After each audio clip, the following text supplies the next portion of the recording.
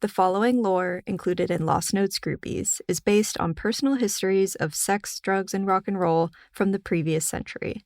Any stories, as told to us, belong solely to the speakers and their memories. Previously on Groupies. Groupies were the stars of the scene.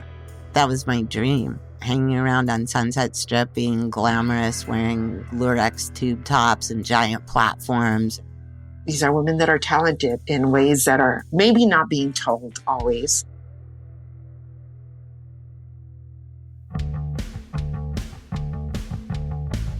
When LA punk started to bubble up in the mid to late 70s in post-glam Hollywood, a new set of girls landed there, as they always did, seeking parties and music and freedom and Hollywood craziness. These new kids understood that they were shuffling in the footsteps of the platformed scene queens that came right before them. I think that the baby groupies paved the way for what we wanted to do. They gave us permission and inspiration. This is Teresa Kiriakis, the LA punk scene photographer who we heard from last episode. They really did pave the way, the baby groupies, for other teenagers to have the chutzpah to follow their lead and do what they want. It wasn't the specific thing that they pursued, like rockstar boyfriends. It was just like they pursued their dream. The early girls of LA punk knew the baby groupies, who were just a couple years ahead of them in age and on the scene. It's like they were just a little too young or too late to fully catch that glam era wave. I definitely did have a huge sense of envy because they got to be around, Led Zeppelin and the New York Dolls. In their everyday thing, they got to go to rehearsals and sound checks and be at their table at the Rainbow and having those guys pay for their pizza. That part, I just thought, well, that must be a lot of fun. The bewilderment to me, even back then, was that so much of their identity was linked to the man they were with. And I just wanted to be known for me. It's a really uneven power balance, and I think I was aware of it even then. But in the same breath, it's like, wow, Lori, you liked that guy, you wanted him, and you got him. Good for you. I'm still perplexed by the emotions that are surrounding that. Lori and Sable showed just how porous the barrier between teen girl fan and mega rock star could be, given you had the right qualities. At the height of rock stardom in the early to mid-70s, the baby groupies proved to the incoming punks that if you really wanted to go be a part of this world, you could take the bus to Sunset, go out there, and make it happen for yourself. The baby groupies seemed to do it through sex and image, but that mere suggestion sparked some other ideas of how a girl could scheme her way into things. I'm Dylan Tupper Rupert, and this is Lost Notes from KCRW. This season, I'm taking you into the world of the legendary rock and roll groupies of the Sunset Strip, from the pill to the dawn of punk. And all sexy little things have to come to an end, or at least grow up. Or do they? There is a reason why this is a saying, pictures or it didn't happen. With the baby groupies, all of these photographers who are on the scene knew, they honed in on Sable or Lori, or even going back to the GTOs, to, Pamela DeBar and Miss Mercy. They knew if they saw those ladies, there would be a photo opportunity. I remember how Dee Keel had tons of pictures, proof that she was there too. But she said that in her time, it wasn't cool to take pictures. It was cool to be in them, obviously, but she did it anyway, not really because she was trying to be defiant or punk about it, but just because she thought she wasn't cool enough for it to even matter. Teresa, on the other hand, saw the camera differently. She sensed potential, that she could have a role in the rock universe through being the girl to document it. When I was a young kid, I would go to school and tell people something fabulous that had happened to me. No one believed me. I had the great fortune to see Elton John On September 7th, 1973, and I remember this only because there was a T-shirt with the date on it that I still own, I went back to school to tell everyone, and this was like a month before Crocodile Rock was released. And nobody believed me. And I said, but I have the T-shirt. You can buy the T-shirt. So after that, I started taking my camera everywhere. I knew Sable a little bit and I knew Lori a little bit, but I got to know them better later because I got here to LA just as Rodney's had closed, but I made up for it with punk rock. Pleasant Gaiman was an East Coast transplant who just arrived in LA, a dedicated follower of music media who had studied up on the LA rock and roll landscape and from it all gleaned info on what the Strip was like and where she could go to join it.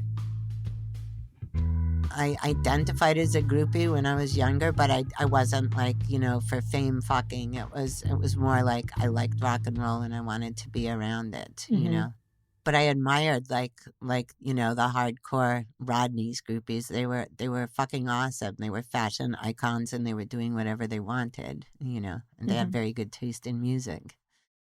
I saw something about sniffing glue in Sounds or NME, Sniffing Glue, the magazine.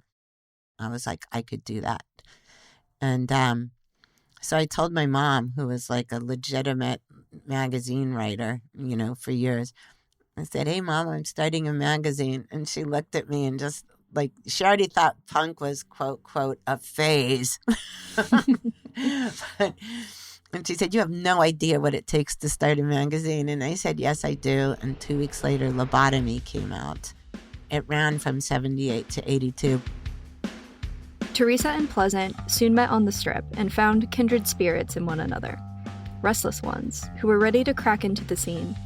One where bands were germinating in post-glam LA like, well, Germs, and the Go-Go's, the Runaways, X. We wanted the access.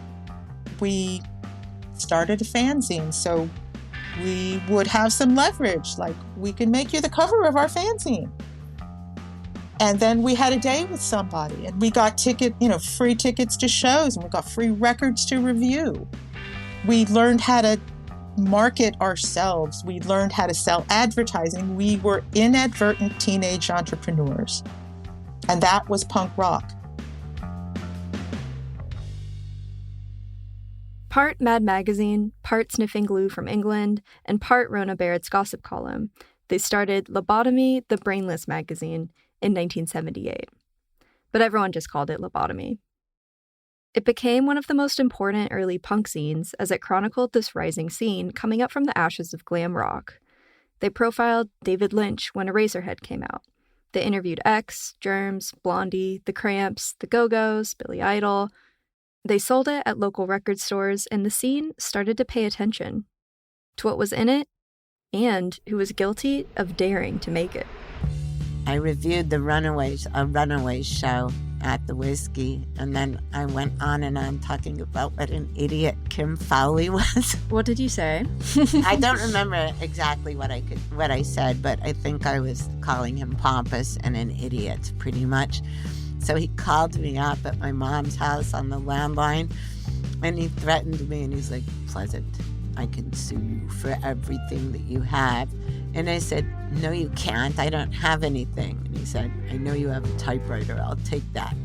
And so then I got kind of scared. So I didn't want to have any trouble with, someone seizing my typewriter. So that, I didn't have enough money to reprint the fanzine.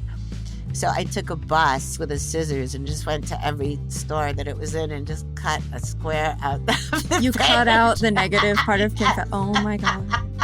That's how I edited it. Did it feel like at the time anyone else was, critical of Kim Fowley in any way? Or did that feel like a big, Not step really. beyond? It was kind of a no-no, I think. I mean, because he did have a lot of clout on the scene, but I didn't care. Labotomy was fearless and irreverent and messy. It was chaotically teenage. It was obviously entirely DIY, constructed by hand and copy machine. We would sit either in my apartment on Franklin Avenue or in Pleasant's bedroom in her mother's duplex in Beverly Hills, using whatever paper we had, and Pleasant drew freehand, big fancy fonts, like she could write straight across very consistently, and it was beautiful. And then we would go to the copy shop and kind of count on our fingers how many copies we could afford to make. And we would staple them ourselves because we couldn't afford that extra 2 cents for collating and stapling. And then Pleasant would get on a bus and go to record stores with them to see if they would carry them. I can't tell you how many times we were broke going to the Whiskey A Go-Go. We would go to Licorice Pizza, which was across the street, and ask the clerk, did we sell any lobotomies? Can we have the money? For the 75 cents a copy that it was, we sold 10. We had $7.50 to, get in. Like, can we get in 2 for 1? Here's $7.50. And after a while, they just let us in all the time. Pleasant and Teresa, to get access to their subjects, use some familiar strategies. For example, the trusty old hotel room scout. The same technique Dee Dee used to access the Young Rascals, and how Pamela first saw Mick Jagger's dick on accident at the Ambassador Hotel a decade before. So the Tropicana Motel was the LA answer to New York's Chelsea Hotel. And all the bands stayed there, every band you could think of. And it got to the point where I would just call up if I wanted to do an interview for my fanzine and say, who's in town? And they'd be like, oh, well, 999 just checked in. And, Blondie's coming here and Tom Waits is back in his bungalow. And, they're just whatever band was staying there, they would tell me. And then they would just let me come down and I'd knock on the door and say, hi, I'm Pleasant. I have a fanzine called Labotomy. Do you want to get drunk and go to thrift stores and then do an interview? And nobody ever said no. This is probably obvious, but feels worth saying for a 21st century audience, in that these weren't, careerist, aspiring young girl bosses of the media class hoping to work their way up the ladder to become editor-in-chief of some legacy music paper or something. For one, the music media wasn't like that yet. Rock Scene, Cream, Rolling Stone, NME were all independently owned and staunchly countercultural. It was the era of gonzo journalism and doing lines next to your subjects while you're on tour with an expense account. It was a different time indeed. Teresa and Pleasant came in and saw something cool that they just barely missed and wanted to create their own version. They wanted to be the next thing, in a long line of kids before them who wanted to become the next thing too. Like, Lori and Sable came in and grabbed the scene queen crown, as well as Jimmy Page, from the original Miss Pamela and the GTOs. And Miss Pamela had come in after Gail Zappa, wanting to follow her rock wife roadmap. There was a uniting force, an energy beyond the love of music and the desire to be a part of something. Everyone was also trying to fuck. Duh. In glam rock, a lot of women's goals was to have sex with rock stars, but people were having sex all over the place with each other. And then in punk rock, it was the same thing. I don't know where people get the idea that that was an asexual scene or it wasn't a gay-friendly scene or a woman-friendly scene, because it was. Almost to a person, everybody that was in LA punk in the earliest days had come from a glitter rock background, whether they went to Rodney's or not. That was the music they liked, because glitter was outre. I mean, like, Bowie wasn't even famous really then. He was, but only in rock and roll papers. Like, normal people didn't know who the fuck David Bowie was. That was way later. So I don't feel like the sex thing differed that much, I think that one of the bigger divides was that the all ages thing, because a lot of clubs weren't all ages and you couldn't get into clubs, but at the Roxy and the Whiskey you could. And so that was putting us in an environment with older people who still had the same type of interests that we had. And that was really cool. Mm-hmm. This whole scene, from the pill to the dawn of punk, I've been saying, had started because of the all-ages circuit. And as rock and roll moved underground in the late 70s, new punk venues were coming up off of the strip, DIY ones. The Mask was the first punk club in LA in a basement a few blocks south of the Strip, just a couple blocks off of Hollywood Boulevard. The Mask, everyone who talks about the Mask remembers Brendan Mullen, who ran it and who wanted to do it, but he could not have even got the space if it weren't for the all-girl group Backstage Pass, proudly self-identified groupies. They were adults, being 21 and over, with day jobs. They were responsible. A couple of them were editors at magazines, record company employees. They had jobs. They co-signed the lease, and they did a band for fun. They did a band the same reason Pleasant and I did magazine, because they wanted access, and what better way to have access than to be it, than to be the thing. I think that punk rock, just for lack of a better term, that punk rock was the actual real, feminist takeover. Backstage Pass was a band of groupies, almost like the GTOs, but self-formed and already performing within the punk scene from 76 to 79. Alice Bagg once described them as one of the more musically competent bands in the early wave of LA punk, and they're one of the very few all-female acts. And they were the literal contractual reason the Mask Club even existed. They were on the lease. And they, too, were proudly in this groupie lineage, because just like the GTOs, Backstage Pass weren't trying to diminish or escape the title of groupie. They embodied it. When I think about the end of the groupie dream, if there was ever a death knell to the lineage of sanctified rock girlfriend aspiration that started with Gail Zappa's generation, which was a dream sprung out of the idea of quasi-bohemian rock and roll girls fleeing from normie life and seeking sexy refuge in rock and roll groupiedom. When I think of the end of that dream, I think about Sable Star, Lori Lightning's best friend, most infamous groupie of the Sunset Strip in the 1970s. Nothing like any other girl who came before, but also a logical culmination of every one of their dreams, schemes, and do-what-you-want attitudes. When she turned 16, Sable ran away from Los Angeles to New York to be with Johnny Thunders of the New York Dolls. Allegedly, her mother called the police to get her back. A story goes, which is in the book Please Kill Me, that another infamous platinum blonde groupie, Serinda Fox, was mistakenly apprehended by police in place of Sable, but she was released when she proved her identity, and I guess they just dropped it. Because in her New York era, Sable's romance with the guitar player of one of the greatest American bands of the 70s became a drugged-out nightmare. She later said of the relationship, "He tried to destroy my personality. He made me throw all my diaries and all my phone numbers down the incinerator, and he ripped up my scrapbook. After that, I was just kind of destroyed. That's why I felt so bad, to have been such a hot shit and to be let down to such a low level. After I was with him, I just wasn't Sable Star anymore.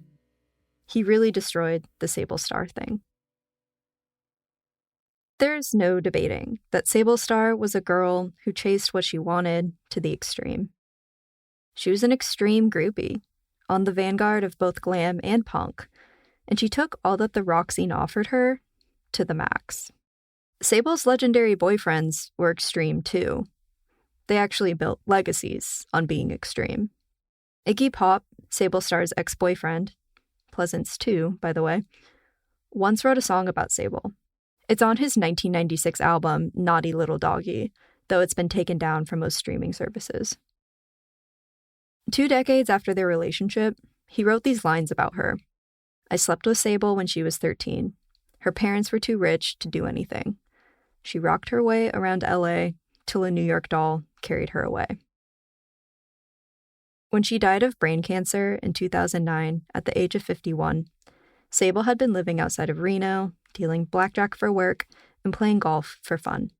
She had a family and 2 kids.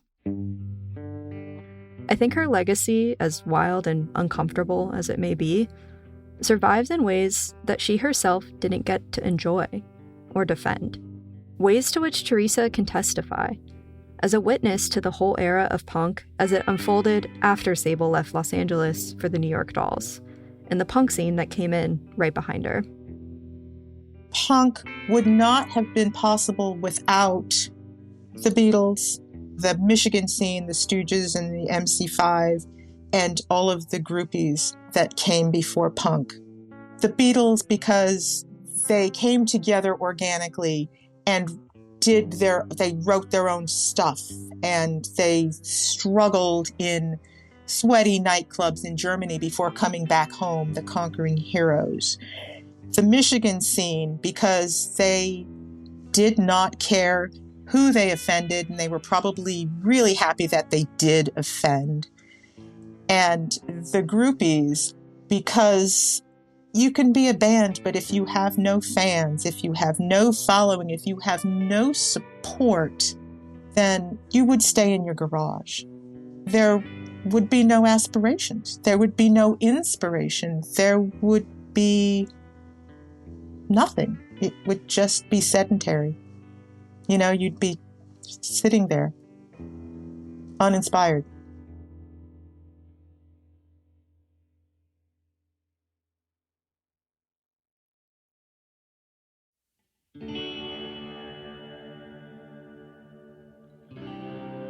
Music makes me happy. That's all I can say. It gives me happiness. So when I hear good music and I'm in a room and there's music playing and it's all around me, I feel engulfed and happy.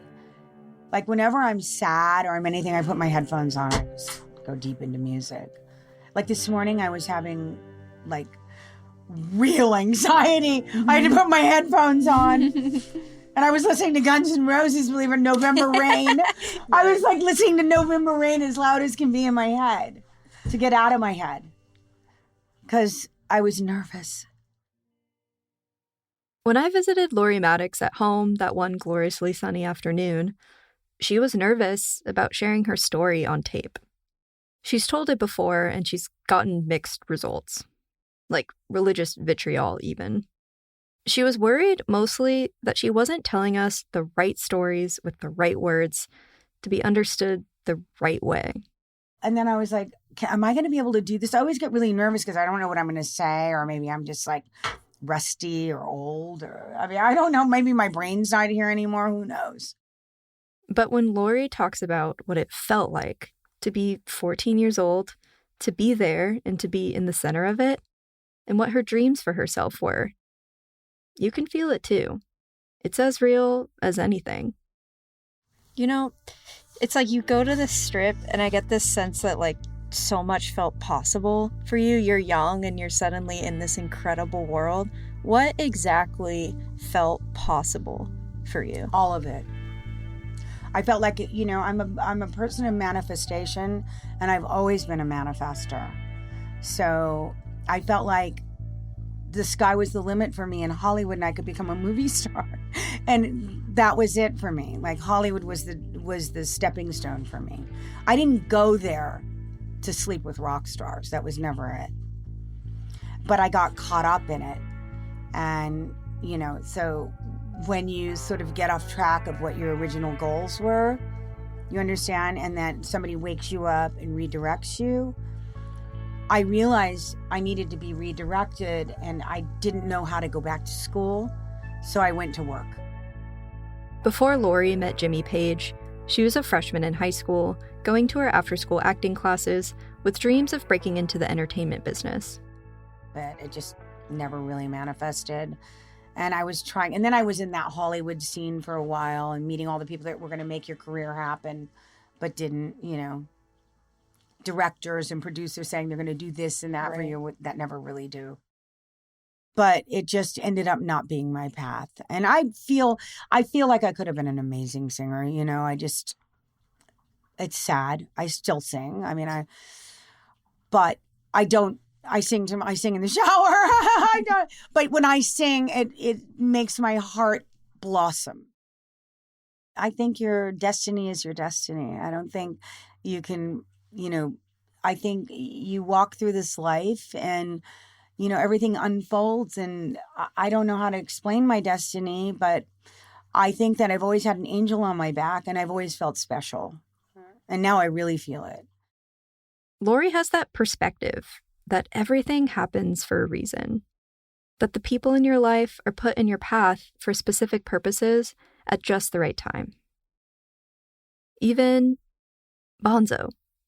Rock and roll could have destroyed me, but instead I survived. And I survived in a way that, because John Bonham was kind enough, when they came back this one time, we all went to the Rainbow, and again, we were sitting in the center booth having pizza. And I was very friendly with Bonzo. And he goes, Lori, I need to talk to you. And so he took me inside and he goes, look, I really care about you. And this is right when the punk scene was starting. We're talking like close to the end of the 70s. Like this is years later. And he goes, I've been coming here for 10 years. He goes, I don't want to come back here in 10 years and find you here. He goes, I care about you too much. You need to get away. The scene was changing and becoming unfamiliar to Lori. While punk was liberating to some girls, it looked foreboding to others. Besides, her very best friend, her wingwoman, Sable Star, had already left her years ago for New York City. What did it feel like when Sable left? Did that feel like at the end of an era, or did that just feel like something else? No, I think that, no, I don't. I feel like it was just a continuation of that era because it went into the punk scene in New York. Yeah. You know, but for you personally? Yeah, kind of. I mean, I knew that for me, drugs were becoming very prevalent in Hollywood.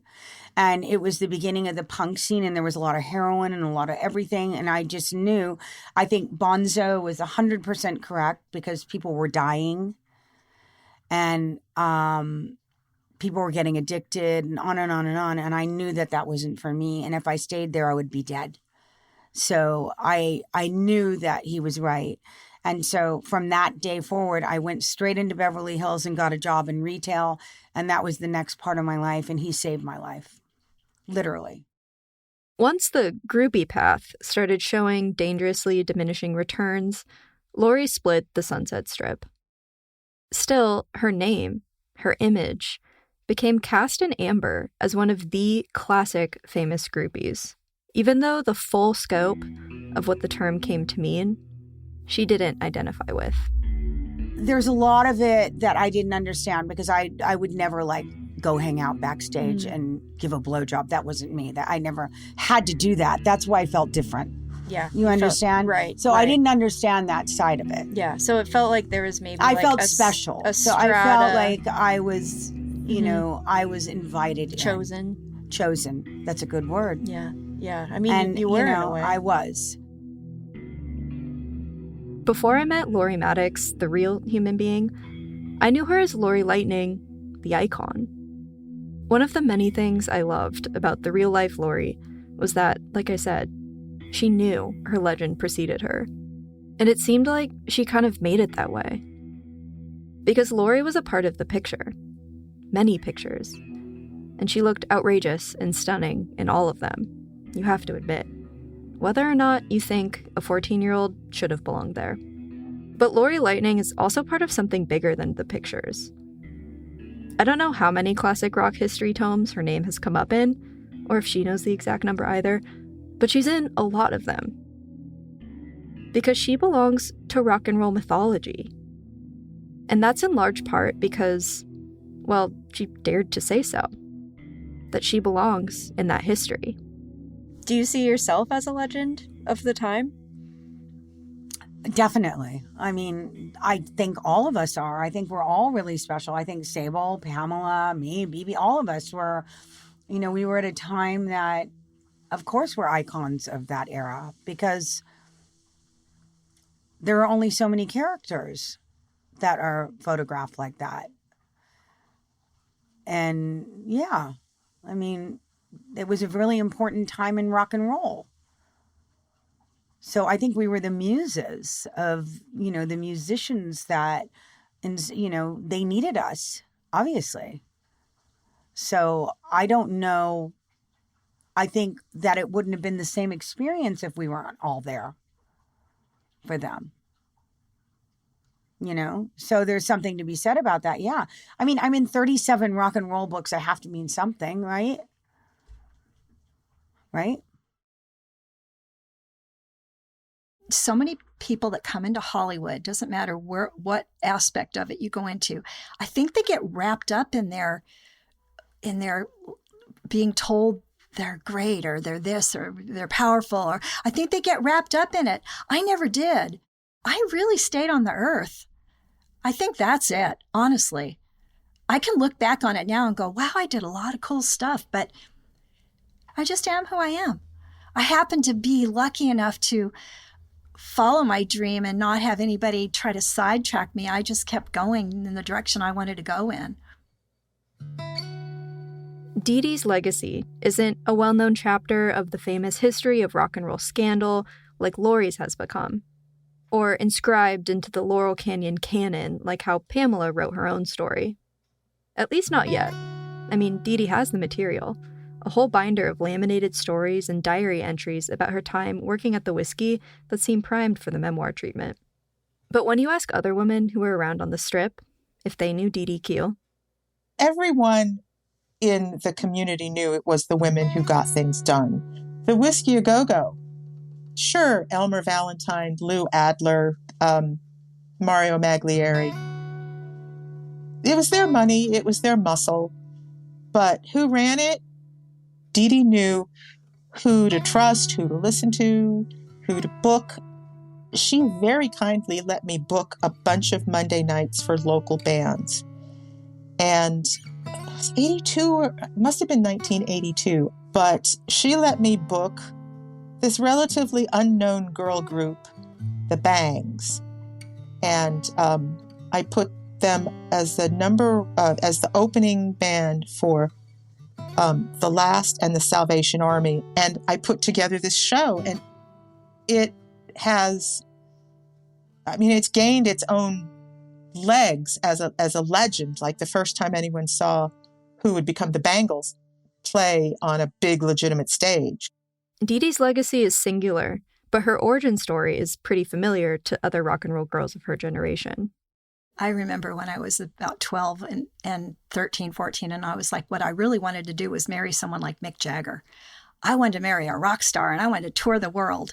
And that was going to be what I was going to do. Dee Dee's career did not get in the way of her original dream, the quest for a rock and roll love story. In addition to dozens and dozens of romances, including a rendezvous with all 4 of the Hollies in one night. Dee Dee almost ran off to England to marry drummer Ian Pace of Deep Purple, but instead she wed Eric Haddix of the Stooges road crew, and later heavy metal guy Ron Keel, who was very briefly, in '84, lead singer of Black Sabbath.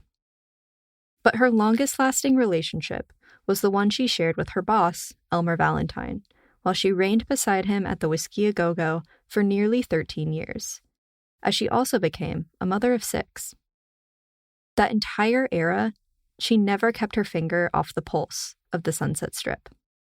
This was in the beginning of '83. We'd gone through the whole, heavy metal time. I got lucky enough to find bands and bring them to the table to Elmer, Van Halen and Motley Crue.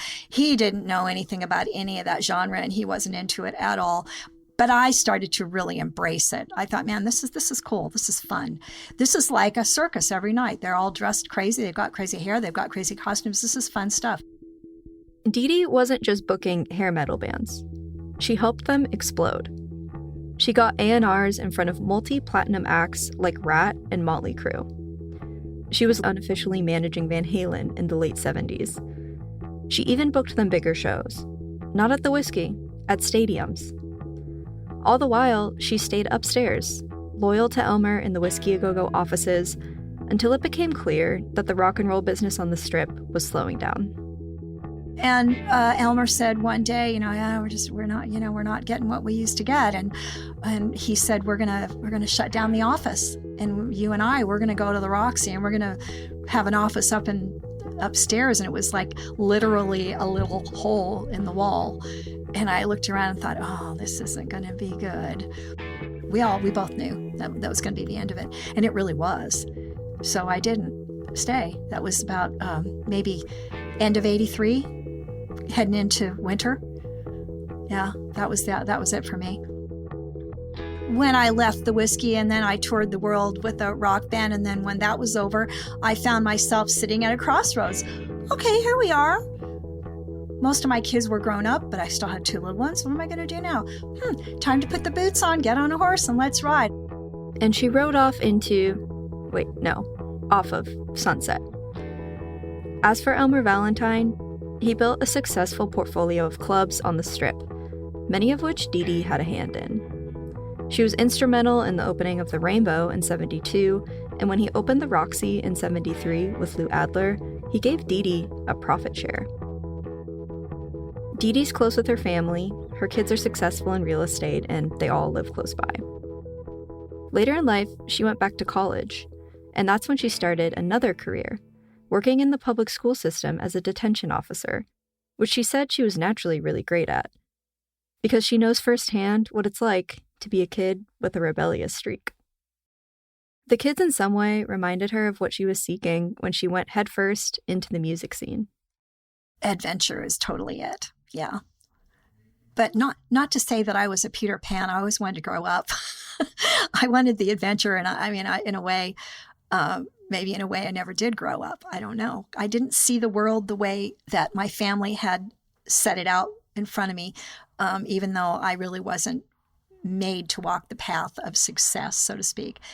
I look back at it now and I feel like I was more successful than any of the ones that are successful in my spirit, in my heart. Morgana Welch came into the scene during that lurch between the 60s and 70s.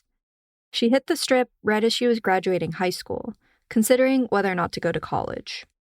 She was older than her contemporaries, the baby groupies.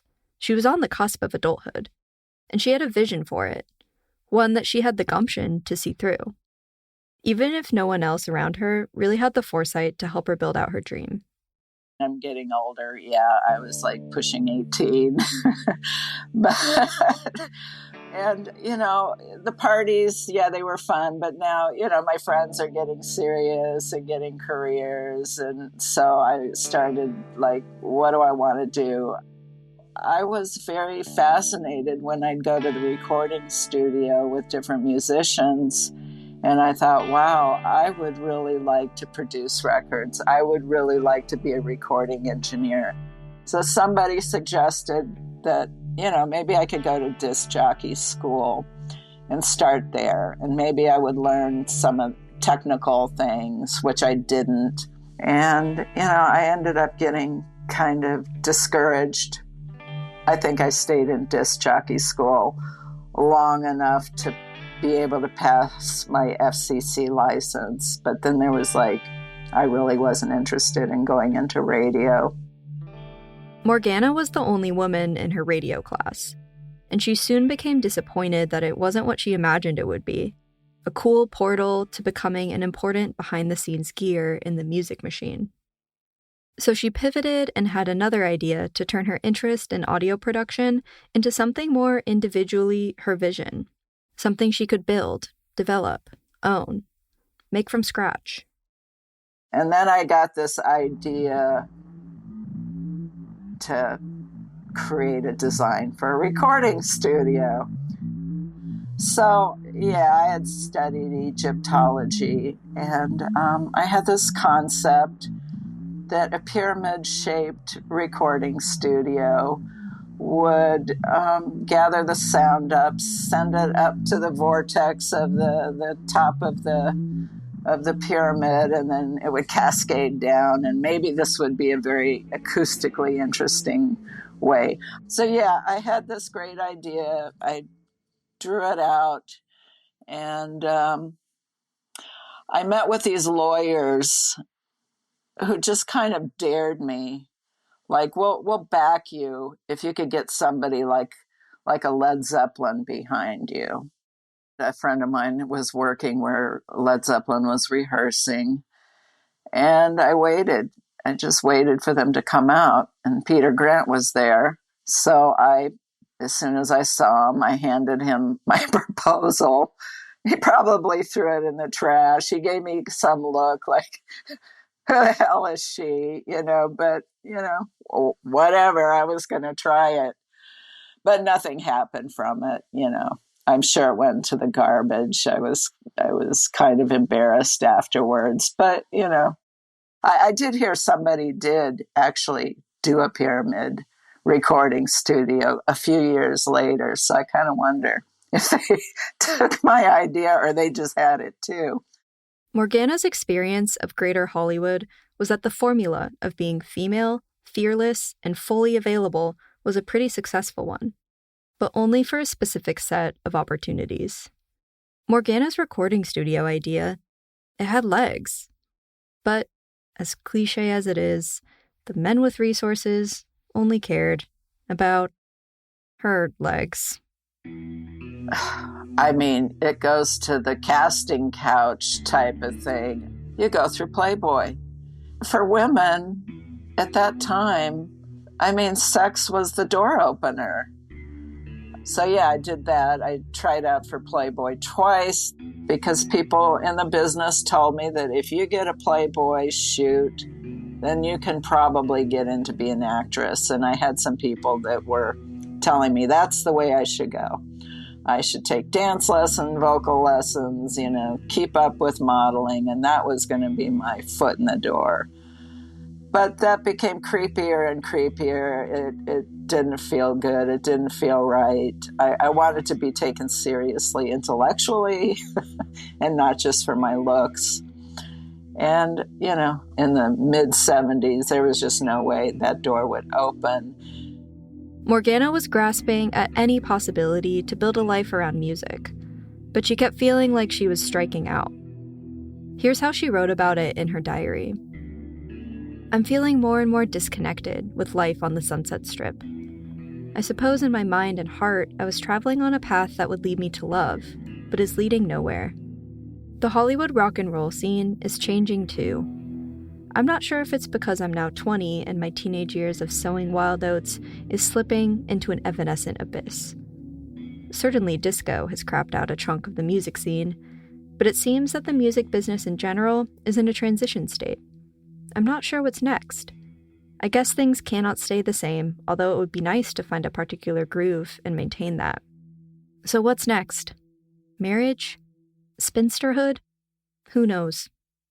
Yeah, I think I was just getting disenchanted with Hollywood. You can only go to the whiskey for so many years and you can only hang out for so long. And you see your friends start, leaving the scene, getting married or getting jobs and moving on. So in a way, it just felt old and I needed to do something different.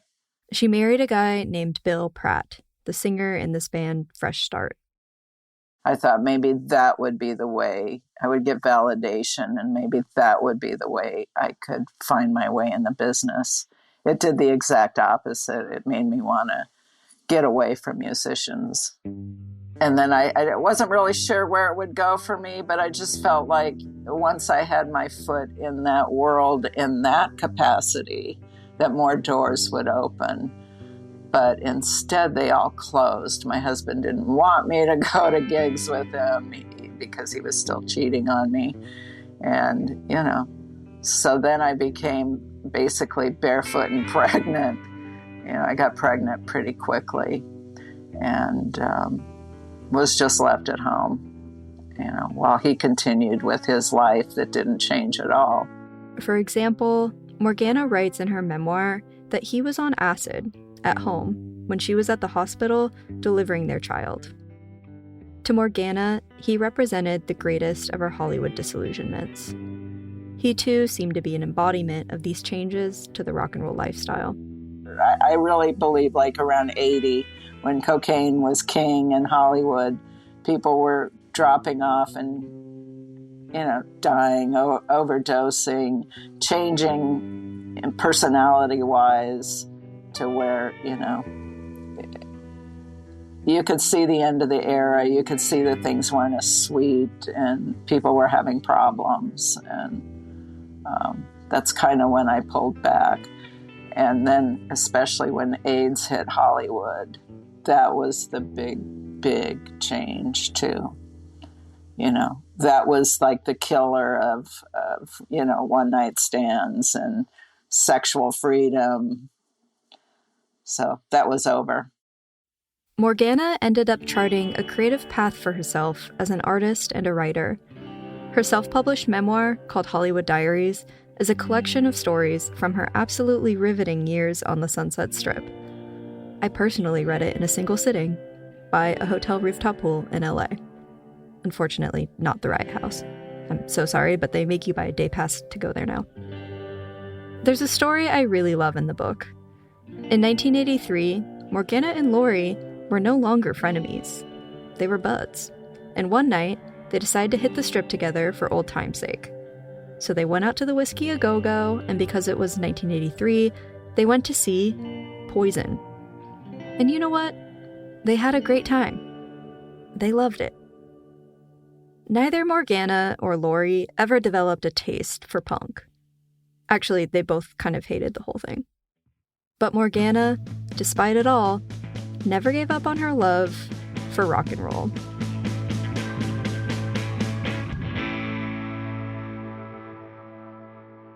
And then there's the groupie who fashioned a multi-decade creative career, a literary legacy, an entire archetype of the rock and roll girl, spawning many imitators and pop cultural inspirations.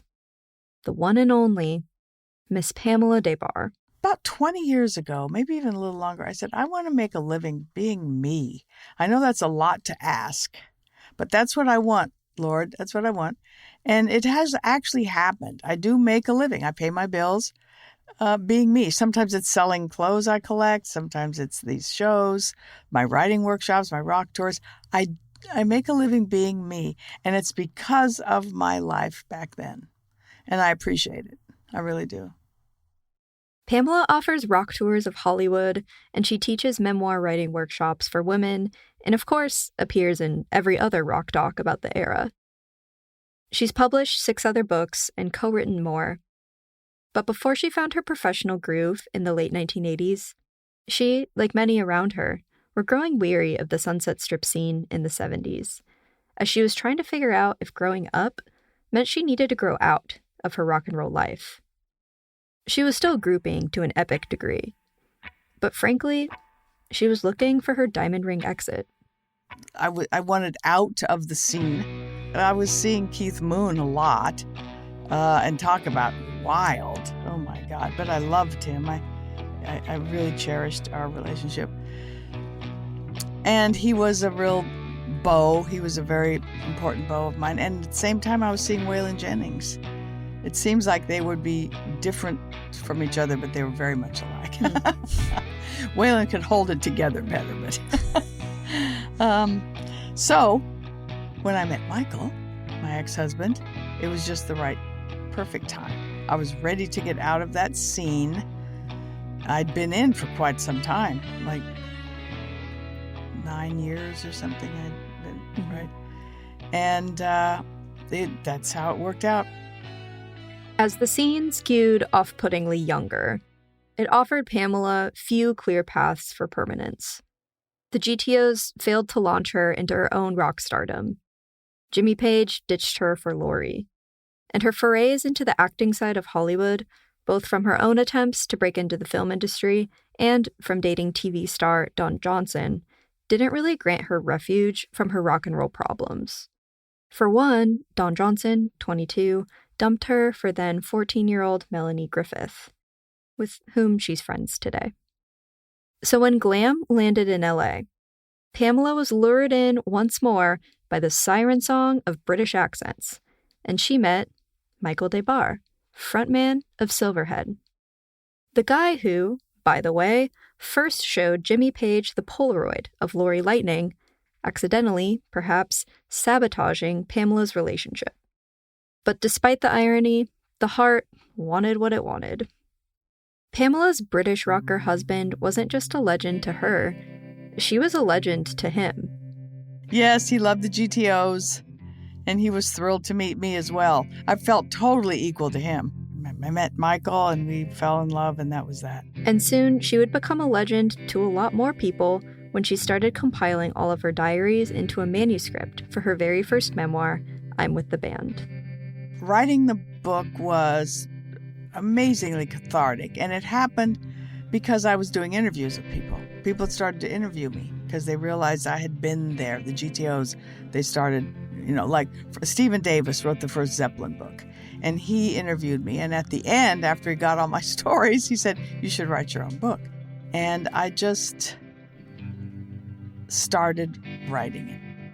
And I wrote a lot of it, and took a long time to sell it. I got so much rejection. Why did people think it wasn't publishable? Well, the one I saved from Random House, because it was so great, they said this might be an article in Rolling Stone, but it will never be a book. So I did save that and send him my bestseller list when I got it. Fuck him. From where I'm sitting, it's almost impossible not to see the charming, fearless Miss Pamela as anything other than a beloved cultural figure. But it took Pamela a while to feel like her work was even understood. People have asked me a lot about feminism, and of course, and I view retrospectively myself as a feminist because I was doing, to me, it's a woman doing what she wants to do. That's all a feminist is. And sometimes against odds, and sometimes you break boundaries doing it, which I believe we did in a lot of ways. But when I'm With the Band came out, I was treated like, by a lot of people, the press, a lot of TV shows I was on, by the people in the audience, as I was sublimating myself to these men, which was so not that. And so I had to constantly defend myself. And that I didn't expect that. Okay, so the public reception was one thing. What about how the people in her stories felt about it? I remember, I was in Florida, and Jimmy Page was there doing an interview. And they asked him about the book because it had just come out. And he said, "Oh, you know how girls exaggerate." And I was so offended by that, so misogynistic, and just, he wouldn't comment one way or the other. It was just so typical of him back then. I hope he's a better man now. Evergreen statement. Pamela helped build the lore of Led Zeppelin and of the Sunset Strip itself. But the credit groupies got, and whatever status they earned during their heydays, it proved to be ephemeral. As inspiring as they were, it's not like the Stones or Zeppelin were handing out royalties to the muses of their songs. I sure wish I had their money, I'll tell you that. Jeez, that would be great. I have been struggling, most of my life, even though, yes, I am now, I feel something, there's something happening around me, probably because of these shows I've been doing, that I'm going to get some more attention. Yeah, people are starting to care. They want to hear what I have to say more, because it feels good, because there was a time period where I was really being disparaged for telling my story. The core of Pamela's belief system around groupies and their purpose in the grand scheme of things goes way beyond the Sunset Strip. It goes back to the Bible, like how Mary Magdalene was Jesus's disciple and sister and lover and. She believes that groupiedom belongs to a lineage that's existed across civilizations, an ancient artistic tradition, a wisdom that lies in the relationship between artist and muse. Sometimes I feel like we're drawn to these beautiful, sparkly people and objects because they show something back to us that we want to see in ourselves. Yes, exactly. That's exactly what it is. And the same thing happens with poetry, art, whatever. It's a reflection of your true inner self. We're all God. We're all divine. And we reflect that, hopefully, in each other. And the music touches me in a way that opens my heart, my soul. It opens, expands. So you get this grace from wherever it comes from great art. Whether it's Walt Whitman's poetry, Dylan's lyrics, Mick Jagger's sexy clothes, whatever makes you go, oh, and makes you feel alive and joyous inside for however long that is. It's so worth it. It honestly never occurred to me to ask any of these women whether or not they had regrets or if they would have gone back and done anything differently. But everyone pretty much offered up their own version of answering a question they must have felt was unspoken. Because they all told me, each in their own words, something like, I would never go back or change a thing. No matter what the rest of their lives ended up looking like, they all felt like they were lucky to be a part of something they considered to be magical, and that it was all worth it. It was clear to me that they were preempting any accusations of victimhood or naivete or gotcha moments that feel like a minefield when talking about youth and sex and where it all gets risky to talk about. But there's a different question I had that I didn't ask on purpose, because it feels kind of mystical to me. It might be best left unanswered. And that is the question of, did you want to be with him, or did you just want to be him? And it wasn't until meeting these women and, actually processing just how much Jimmy Page and Lori Maddox truly looked like each other, that I wondered why I never asked the question the other way around. Did he want to be with you, or did he just want to be you? In the realm where mythologies are built to be part of an audience, one that's impactful, as integral and influential as the music itself, is, like Pamela and I talked about, to be like a mirror. So, if you were a world-famous rock star in the glory days of rock and roll, wouldn't you want to look in that mirror and see the most legendary girls in the world, full of personality and potential, freedom and obsession, energy and sex appeal, incredible style, and absolutely flawless taste in guitar-based rock and roll music, staring right back at you? Because who wouldn't want to be with? Wait, no, come on. Who wouldn't want to be a girl like that?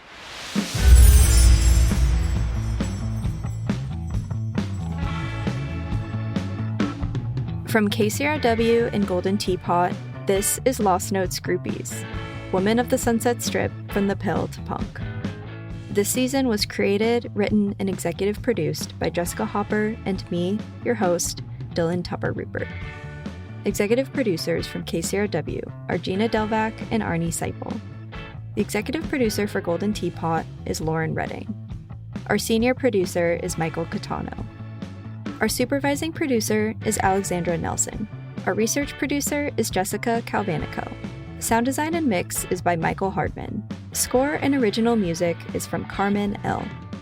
Special thanks to Natalie Hill, Megan Ellingbo, and Jennifer Farrow.